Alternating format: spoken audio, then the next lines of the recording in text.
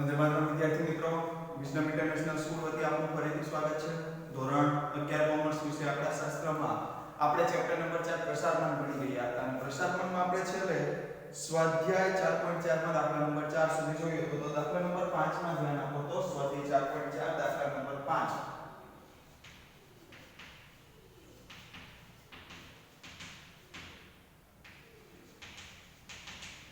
તો આપણને શું આપ્યું છે તો કે વ્યક્તિઓની ઉંમર અને વ્યક્તિઓની સંખ્યાનું કોષ્ટક આપણને આપેલું છે અને તેના પરથી આપણે પ્રમાણિત વિચલન અને પ્રમાણિત વિચલન મેળવવાનું છે. તો જો અહીંયા ધ્યાન આપો તો વ્યક્તિઓની ઉંમર કેટલી આપેલી છે તો કે 0 થી 10, 10 થી 20, 20 થી 30, 30 થી 40, 40 થી 50, 50 થી 60, 60 થી 70, 70 થી 80.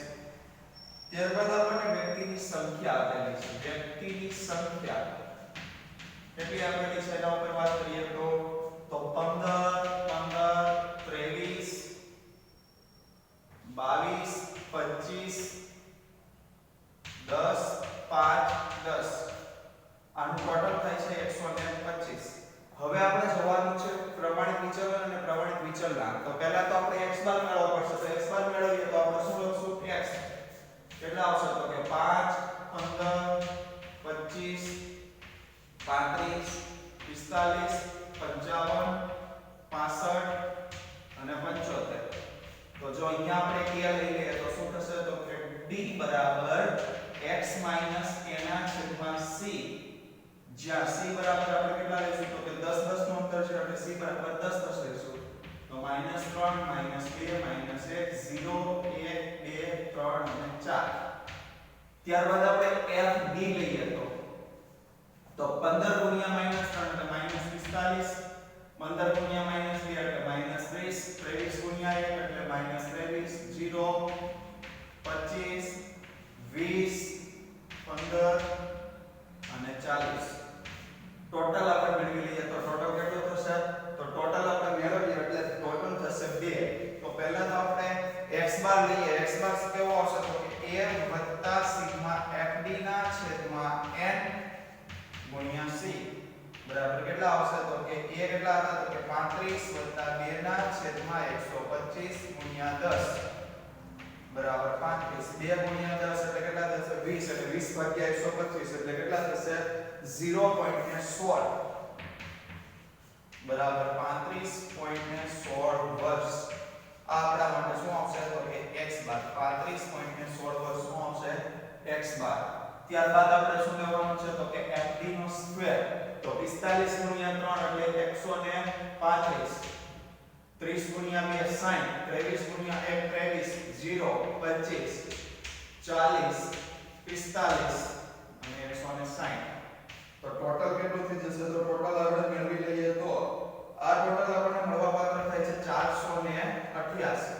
હવે આપણે શું લેવાનું છે તો કે s મેળવવાનું છે. તો s બરાબર શું આવશે તો કે વર્ગમૂળમાં સિગ્મા fd નો સ્ક્વેર છેદમાં n માઈનસ સિગ્મા fd ના છેદમાં n આખાનો સ્ક્વેર ગુણ્યા c બરાબર 488 ના છેદમાં 125 માઈનસ 2 ના છેદમાં 125 આખાનો સ્ક્વેર ગુણ્યા c કેટલા આવશે 10.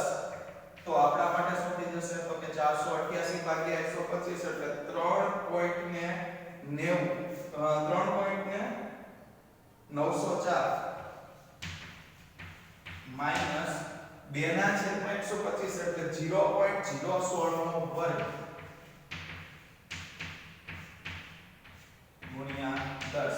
તો જો અહીંયા આપણે બાજુમાં લખીએ તો કેટલા આવશે તો અંદર ધ્યાન આપો તો બરાબર કરીને આપણે લખશું વર્ગમૂળમાં 3.904 માઈનસ 0.000 વર્ગમૂળની બાદ 10. તો જો અહીંયા ધ્યાન આપો તો બાદબાકી કરી એટલે 3.903 744 ગુણ્યા 10 અને એનું વર્ગમૂળ કરીએ તો 1.97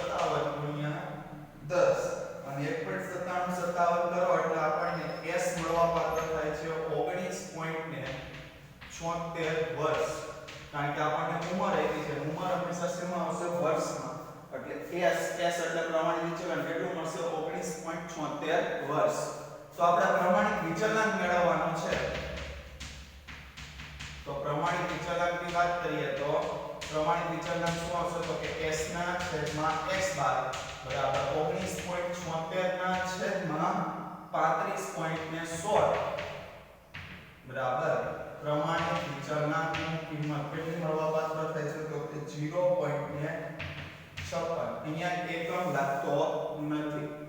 હવે આપણે વાત કરીએ હોમવર્કના દાખલાની. કારણ કે આપણે સ્વાધ્યાય 4.4 પૂરું કર્યું, તો હોમવર્કના દાખલામાં જો જોવો તો કયા કયા દાખલાઓ ગણવાના છે? તો સ્વાધ્યાયના દાખલા નંબર સેક્શન બી માં દાખલા નંબર 4, સેક્શન બી માં દાખલા નંબર 8 દાખલા નંબર 8, સેક્શન સી માં દાખલા નંબર 8 અને 9 બંને 9 ખાલી દાખલા નંબર 9, 8મો પછી નથી છે એટલે 9, અને સેક્શન ઈ માં દાખલા નંબર 3, સેક્શન ઈ માં દાખલા નંબર 3. આ 3 દાખલાઓ આપણે ગણવાના છે.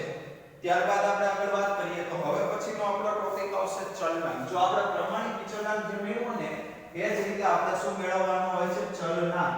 તો ચલનાંક એટલે શું આવશે? તો એના વિશેની આપણે વાત કરી લઈએ તો ચલનાંક કઈ રીતે મળશે? તો કે ચલનાંક બરાબર પ્રમાણિત વિચલનના છેદમાં મધ્ય, પ્રમાણિત વિચલન છેદમાં મધ્ય ગુણ્યા 100. હવે આ કેવું માપ આવે છે? તો બધું ગુણ્યા 100 આવ્યા. ગુણ્યા 100 એટલે કેવું માપ થશે? તો કે ટકાવારી દર્શાવતું માપ, ટકાવારી દર્શાવતું માપ. બીજું જો અહીંયા એક ખાસ બાબત જોવા મળે છે. કઈ બાબત? તો કે ચલનાંક વધુ તો શું વધુ થશે? તો કે ચલનાંક જેમ વધુ હોય તેમ સાપેક્ષ ચલન વધુ, સાપેક્ષ ચલન વધુ. બરાબર, ચલનાંક જેટલો વધારે એટલું સાપેક્ષ ચલન વધુ, અને ચલનાંક જેનો ઓછો હોય એનું ચલન ઓછું એટલે કે સ્થિરતા વધુ. આ બે બાબતનું ધ્યાન રાખવાનું છે. તમને જ્યારે પણ દાખલો પૂછવામાં આવે ત્યારે એવું પૂછે છે ચલન વધુ, ચલન કોનું વધારે છે? તો જેનો ચલનાંક વધારે તેનું ચલન વધુ. તમને એવું પૂછવામાં આવે સ્થિરતા અથવા સુસંગતતા કોની વધારે છે? તો જેનો ચલનાંક ઓછો એની સ્થિરતા અથવા સુસંગતતા કેવી આવશે? વધારે આવશે. ત્યારબાદ આપણને પ્રમાણિત વિચલનના લાભ અને ગેરલાભ આપ્યા છે. એના વિશે પણ આપણે થોડી વાત કરી લઈએ. તો પ્રમાણિત વિચલનના લાભ અને ગેરલાભ. તો પહેલું પ્રમાણિત વિચલનના લાભ વિશે વાત કરીએ તો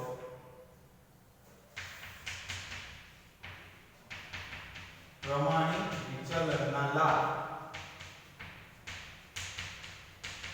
શું લાભ છે? પહેલો તો કે વ્યાખ્યા સ્પષ્ટ અને ચોક્કસ છે. વ્યાખ્યા કેવી છે? સ્પષ્ટ અને ચોક્કસ.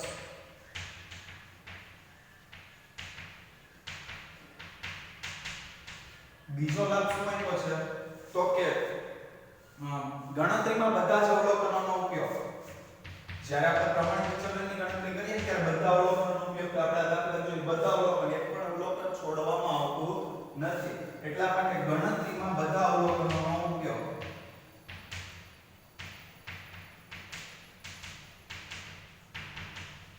ત્યારબાદ આપણે વાત કરીએ તો શું આવશે? તો ત્રીજું શું આવ્યું છે? તો કે અન્ય પ્રસારના માપોની સરખામણીમાં પ્રમાણિત વિચલન સક્ષમ માપ. અન્ય પ્રસારના માપ કરતા વધુ સક્ષમ માપ એટલે સારું માપ છે. બરાબર, વિશ્વાસપાત્ર માપ ગણી શકાય એવું. વધુ સક્ષમ માપ. પ્રસારના જે કોઈ પણ અન્ય માપો છે એના કરતા વધુ સક્ષમ માપ છે. ચોથા આપણે ગુણની વાત કરીએ, ચોથા લાભની વાત કરીએ તો વિશેષ બેઝિક ક્રિયાઓ માટે અનુકૂળ માપ. આ પ્રસારવાનું જે ઇચ્છનીય લક્ષણ હતું બેઝિક ક્રિયાઓ માટે કેવું માપ છે? તો કે બેઝિક ક્રિયાઓ માટે અનુકૂળ માપ. કોઈ પણ બેઝિક ક્રિયા કરવી હોય તો આ માપ કેવું રહેશે? અનુકૂળ માપ. ત્યારબાદ પાંચમું આપણે વાત કરીએ તો શું આવશે? તો કે પાંચમું વિશેષ ઉપયોગ. અન્ય માપો કરતા વધુ ઉપયોગ, બરાબર, અન્ય પ્રસારના માપો કરતા વધુ ઉપયોગ.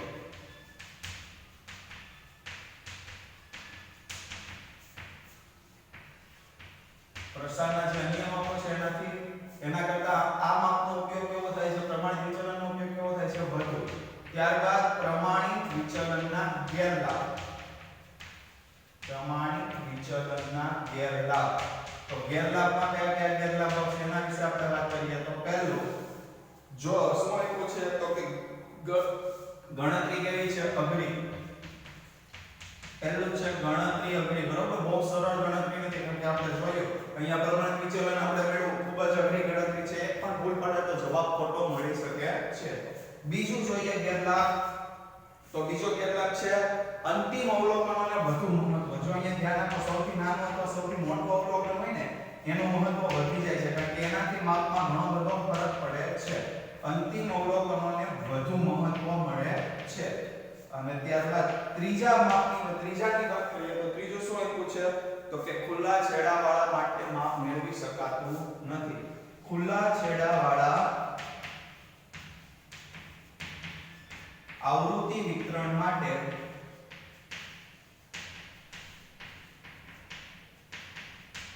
આ માપ શક્ય નથી, બરાબર. ખુલ્લા છેડાવાળું જે આવૃત્તિ વિતરણ હોય ત્યાં આપણે આ માપ મેળવી શકતા નથી. આ એના ગેરલાભ છે. હવે સામે આપણને સ્વાધ્યાય 4.5 માં કેટલાક દાખલાઓ આપ્યા છે. એમાં પહેલો જ દાખલો જોઈએ, સ્વાધ્યાય 4.5 માં દાખલા નંબર 1. તો એમાં આપણને શું આપ્યું છે તો કે બે શેરના ભાવ આપ્યા છે, શેર A ના ભાવ અને શેર B ના ભાવ, અને બંને પરથી આપણે કેમાં સાપેક્ષ ચલન વધારે છે તે જોવાનું છે. તો અહીંયા આપણે લખીએ શેર A ના ભાવ, જેને આપણે શું કહીશું તો કે XA. શું આવ્યું છે તો કે 321, 322, 325, 322, 324, 320, 323, 316, 319, 318. ટોટલ કરી દઈએ તો ટોટલ થશે 3210. તો x બાર a બરાબર કેટલા થશે તો કે સિગ્મા x ના છેદમાં n બરાબર 3210 ભાગ્યા 10 બરાબર 321 રૂપિયા. આ આપણા માટે શું થઈ ગયું તો શેર a નો મધ્ય. શેર a નો શું આવ્યો મધ્ય. હવે આપણે અહીંયા લઈએ x x બાર. તો 0 1 4 1 3 -1 2 -5 -2 અને -3. આનું ટોટલ પણ કેટલું થશે 0. હંમેશા x x બાર નું ટોટલ કેટલું થાય 0. આ બાબતને યાદ રાખવાની. ત્યારબાદ આનો સ્ક્વેર કરીએ તો x x બાર નો સ્ક્વેર, કારણ કે આપણે પ્રમાણિત વિચલન મેળવવાનું છે. તો 0 1 4 નો વર્ગ 16 1 3 નો વર્ગ 9 1 2 નો વર્ગ 4 5 નો વર્ગ 25 2 નો વર્ગ 4 3 નો વર્ગ 9. તો જો આનું આપણે ટોટલ કરીએ તો ટોટલ કેટલું થાય છે તો કે 70. હવે આપણે પ્રમાણિત વિચલન મેળવવાનું તો SA લખશું, કારણ કે આ શેર n છે, બરાબર. તો સિગ્મા x x બાર નો સ્ક્વેર છેદમાં n બરાબર વર્ગમૂળમાં 70 ના છેદમાં 10 બરાબર વર્ગમૂળમાં 7. તો s બરાબર વર્ગમૂળમાં 7 હોય એટલે કેટલા આવશે તો કે 2.65 રૂપિયા. આ SA આપણને કેટલો મળ્યો 2.65 રૂપિયા.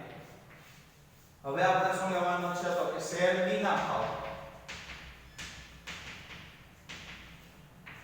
XB ની વાત કરીએ તો કેટલા આવશે તો કે 141 146 130 146 142 135 સોરી 145 છે 145 132 134 132 અને 152. ટોટલ આપણે મેળવી લઈએ તો ટોટલ કેટલું થશે તો કે 1400. તો x બાર b બરાબર કેટલા આવશે તો કે સિગ્મા x ના છેદમાં n બરાબર 1400 ભાગ્યા 10 બરાબર 140 રૂપિયા.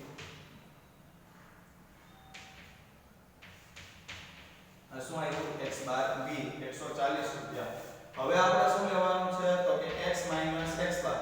તો બાદબાકી કરતા જઈએ 1 6 -10 6 2 ત્યારબાદ આપણે આગળ જોઈએ તો 5 -8 -6 -8 અને 12 આ ટોટલ કેટલું થઈ જશે 0 હવે આપણે x - x બાર નો સ્ક્વેર કરીએ તો 1 36 100 36 4 25 64 36 64 144 ટોટલ તો આનું આપણે ટોટલ કરી લઈએ તો ટોટલ થશે 510